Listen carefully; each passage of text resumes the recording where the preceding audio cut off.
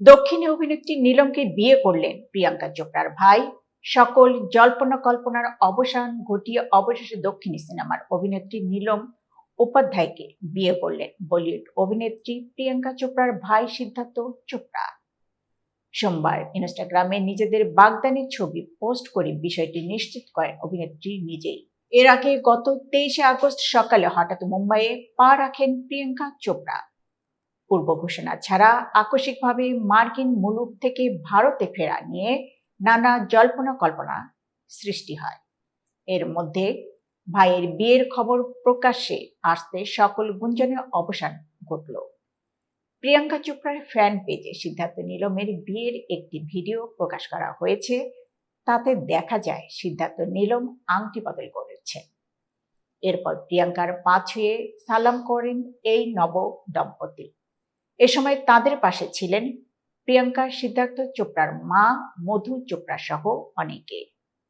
2019 সালে ঈশিতা কুমারের সঙ্গে বাগদান সেরেছিলেন সিদ্ধার্থ চোপড়া। ধুমধাম করে এ অনুষ্ঠান সম্পন্ন করেছিলেন।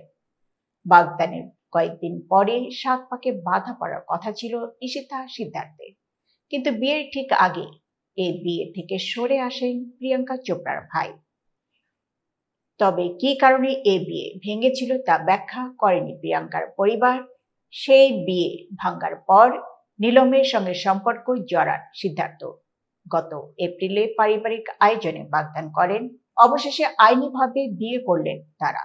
মুম্বাই জন্ম ও বেড়ে ওঠা নীলমের 2012 সালে তেলেগু ভাষায় মিস্টার সাত সিনেমার মাধ্যমে রূপালী পর্দায় অভিষেক ঘটে তার। এই সিনেমায় অভিনয় করে মিশ্র প্রতিক্রিয়া পান নীলম। পরের বছরে তামিল ভাষায় সিনেমায় অভিনয় করেন। নীলম অভিনীত 6টি সিনেমা প্রেক্ষাগৃহে মুক্তি পেয়েছে। এতক্ষণ বার্তা বৈঠকের সঙ্গে থাকার জন্য ধন্যবাদ। নতুন নতুন তথ্য পেতে বার্তা বৈঠকের ইউটিউব চ্যানেল এবং ফেসবুক পেজের সাথেই থাকুন।